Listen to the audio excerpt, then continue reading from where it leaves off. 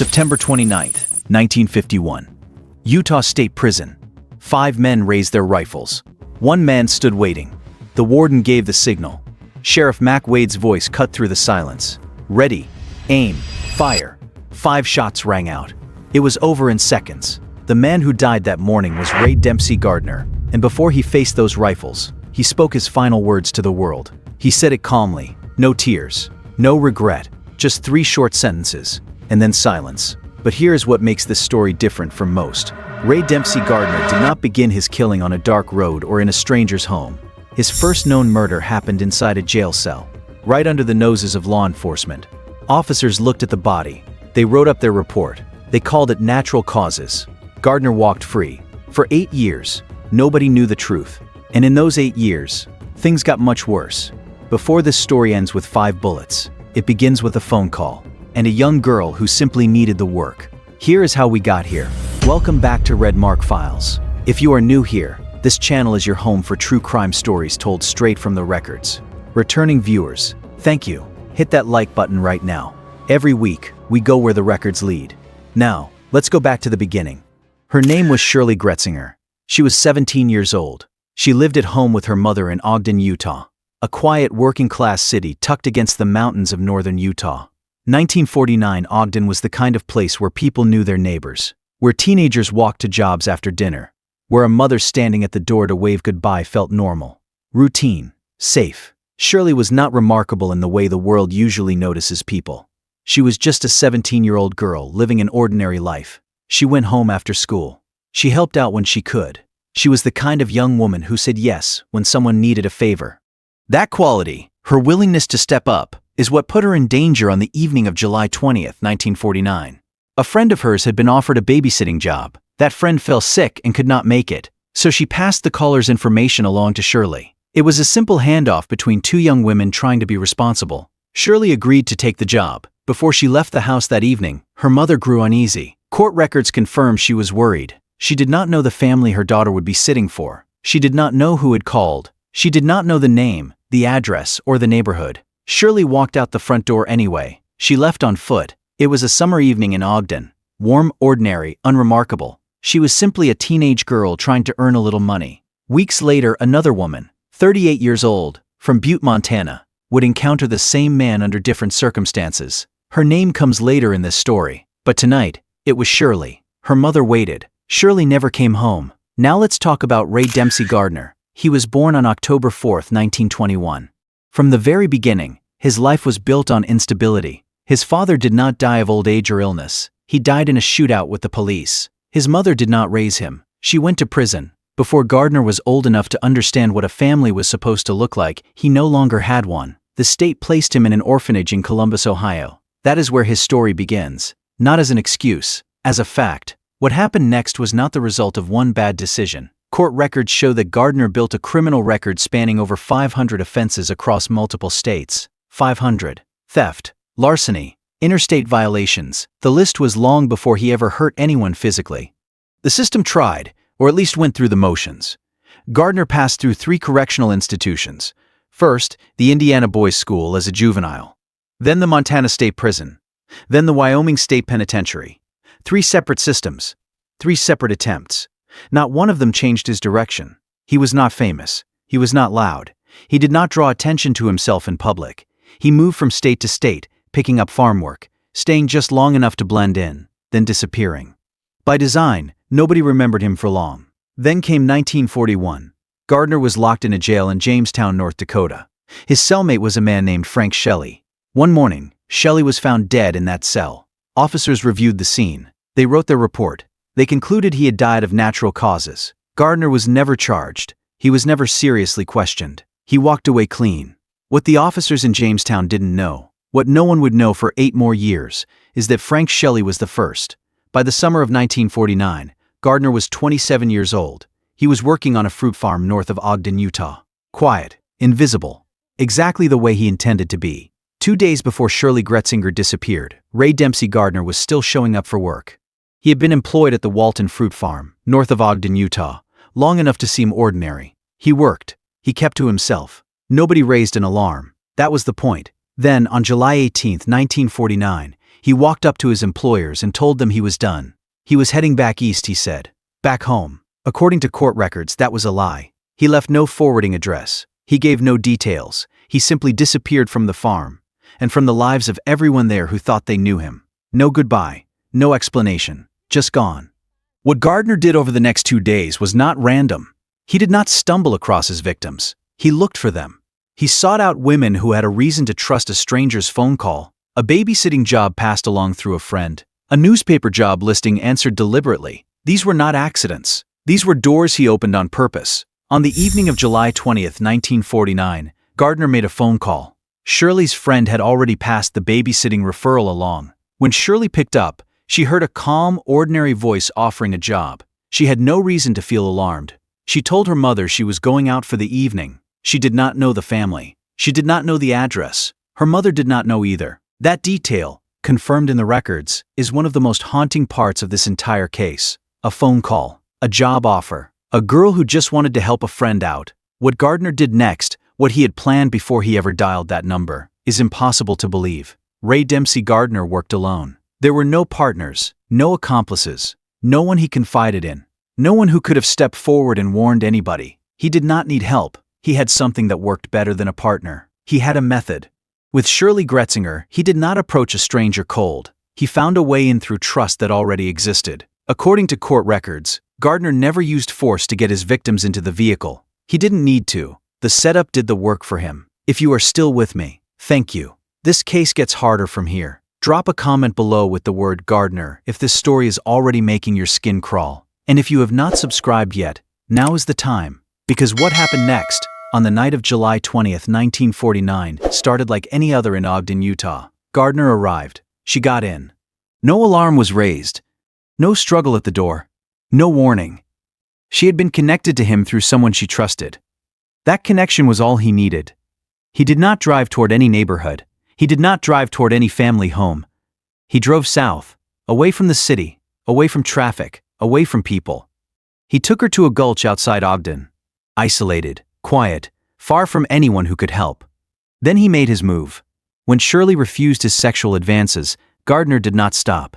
Court records from State v. Gardner confirm what happened next. He took wadded toilet paper and forced it down her throat.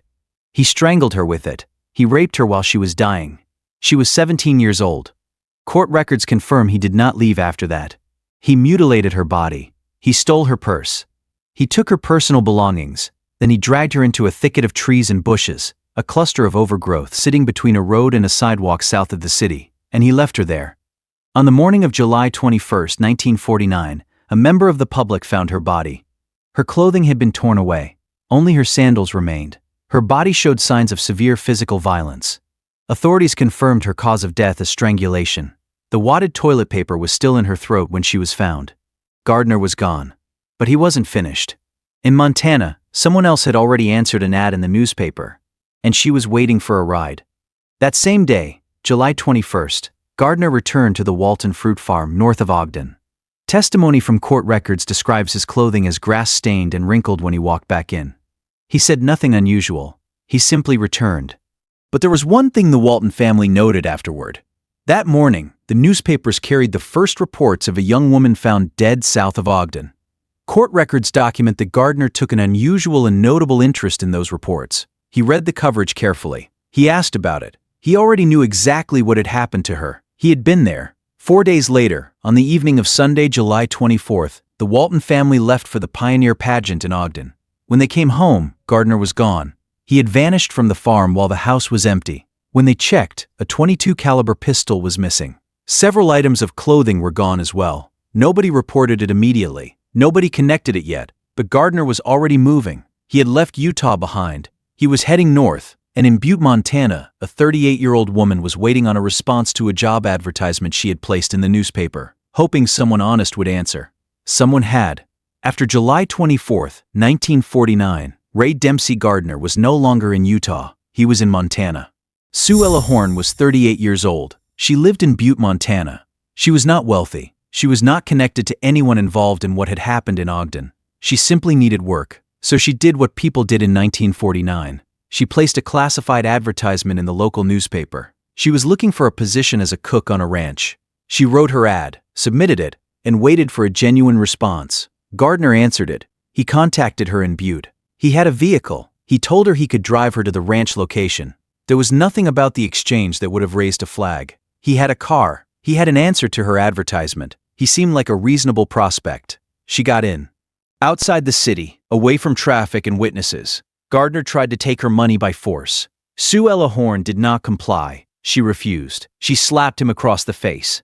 Then she jumped out of the vehicle. Court records indicate she was attempting to reach law enforcement. Gardner shot her. He took her belongings. He dug a shallow grave outside Butte and buried her body in it. Then he drove away. Nobody reported Suellah Horn missing right away. Her absence attracted no immediate attention. No investigation opened. No alerts were raised. Gardner moved on as if nothing had occurred. Back in Ogden, Utah, Shirley Gretzinger's mother was speaking with investigators. The community was shaken. But after weeks of inquiry, no suspect had been identified in that case either. Gardner had now killed 2 women across 2 states. He had no arrest, no active warrant, no officer looking specifically in his direction. And then he did something that is difficult to fully comprehend. He went back to Ogden. On August 14, 1949, Ray Dempsey Gardner drove back to the Walton Fruit Farm north of Ogden. He was behind the wheel of a brand new green Dodge car with Wyoming license plates. He pulled up toward the property. Then he saw something that changed his plan. One of the Walton sons was home. Gardner did not stop. He turned around and drove away. He ran straight through a stop sign on the main highway. He then collided with a trailer, overturning it completely. The front light and fender of the Dodge were visibly damaged. He did not stop for that either. The Weber County Sheriff's Office received a call. A deputy marshal from Clearfield intercepted Gardner in Layton, a town south of Ogden, and brought him back. When members of the Walton family were brought in to identify him, they recognized him immediately. Gardner looked them in the eye and told officers he had never seen them before in his life. He was booked on 3 charges: grand larceny, hit-and-run driving, and driving through a stop sign. Then officers searched the car. Inside, they found the .22 caliber pistol that had gone missing from the Walton farm on July 24th. They found clothing that also matched items reported missing from the property. Additional items in the vehicle confirmed the green Dodge had been stolen in Wyoming and transported across state lines into Utah. Then they found something else entirely: luggage, clothing, items belonging to a woman named Suellah Horn, who had not been seen since early August. Investigators noted she was missing. They administered a polygraph examination.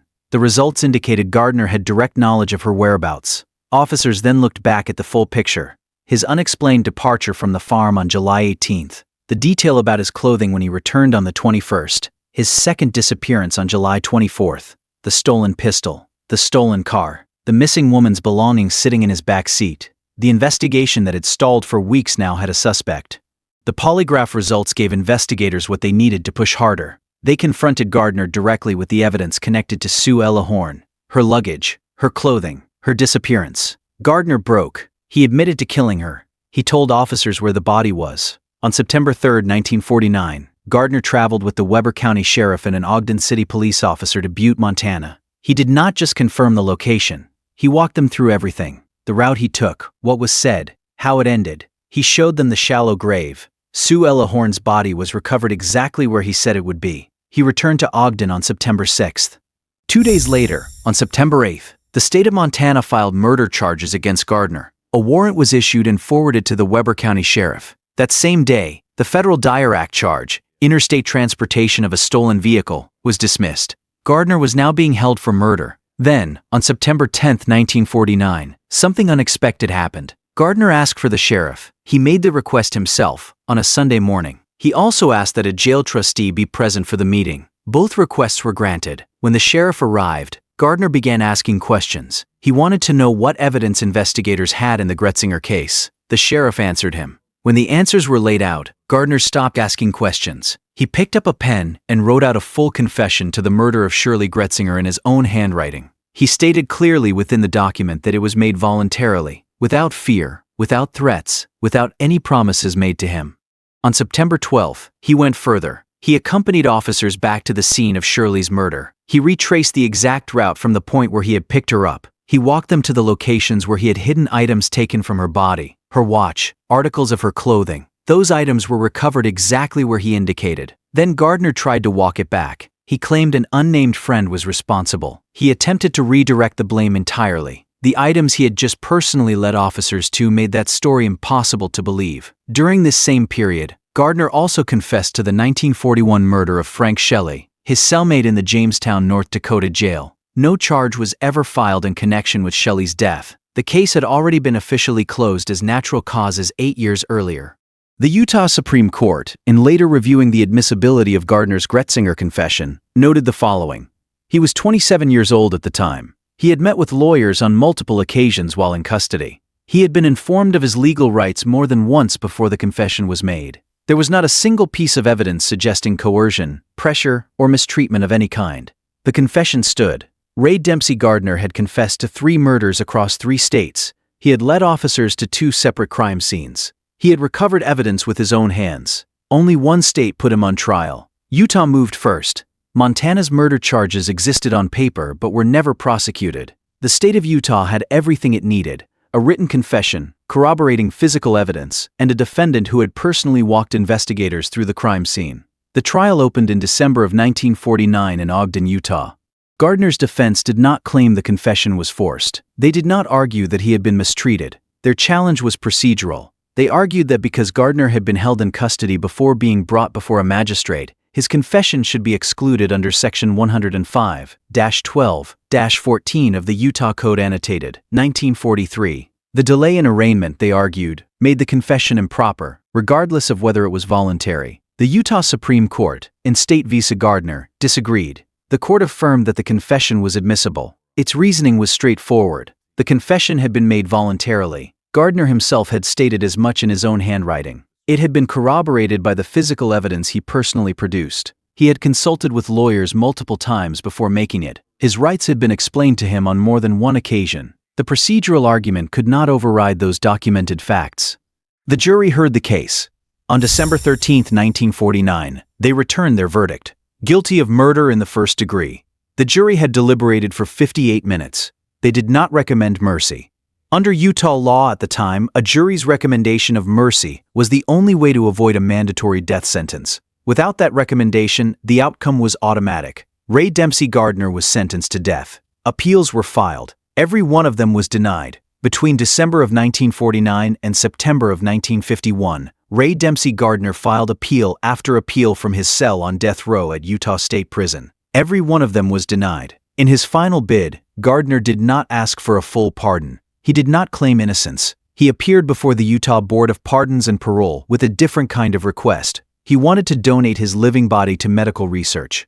To serve, in his own words, as a guinea pig for science. He was asking to trade his execution for a life spent in laboratories. Useful, he argued, in a way his life had never otherwise been. The board rejected the request. In their response, prosecutors described Ray Dempsey Gardner in 4 words: a dangerous sadist. The board agreed with the assessment. The execution date held. During his time on death row, Gardner had almost no contact with family. His nearest living relative was his grandmother in Ohio. She had not known where he was or what he had become for 8 full years, not until she read about his crimes in the newspaper. Under Utah law, Gardner was offered a choice of how he would die: hanging or firing squad. He chose the firing squad. On September 29, 1951, Ray Dempsey Gardner was walked to his execution at Utah State Prison. 5 shooters, 5 rifles. Sheriff Mac Wade stood before him. Before the command was given, Gardner spoke: "I'm ready to go. No one will miss me. My life has been worthless." Then Sheriff Mac Wade gave the order: "Ready, aim, fire." 5 rifles discharged simultaneously. Ray Dempsey Gardner was pronounced dead. He was 29 years old. 5 days later would have been his 30th birthday. Following the execution, the prison warden wrote to Gardner's grandmother in Columbus, Ohio, his nearest documented living relative, regarding the disposition of his remains. Her response is preserved in the record. She wrote, "In referring to your letter, in regard to Ray Gardner's body being shipped to Ohio, I am not able to have him sent here. His mother is dead. We knew nothing about him for 8 years until we read of him committing the crime. I have no further responsibility of care. Use the body as the law directs for medical science." His remains were surrendered to medical science. It was the one thing he had asked for in exchange for his life. 3 lives, 3 states, 3 deaths across a decade. Shirley Gretzinger was 17 years old. She left her mother's house on a summer evening to cover a babysitting job for a sick friend. She was doing something kind, Something responsible. Her mother stood at the door with a feeling she could not name, a worry she could not explain, and watched her daughter walk away. That instinct was right. She never got an answer she could hold. Suellah Horn was 38 years old. She placed a classified advertisement in a newspaper because she needed honest work. When Gardner turned on her, she did not freeze. She refused him. She slapped him across the face. She jumped out of that vehicle and tried to run. That resistance, court records suggest, sealed her fate. She fought harder than most. Her name is rarely mentioned in the accounts of this case, so let's say it clearly. Suellah Horn. Frank Shelley died in a jail cell in Jamestown, North Dakota, in 1941. His death was recorded as natural causes. It was not. He was strangled by the man sleeping beside him. His case was closed without a proper investigation. His family received nothing that resembled justice. And then there is the irony that closes this entire story. Gardner stood before the Board of Pardons and asked to give his body to medical science instead of dying. The board said no.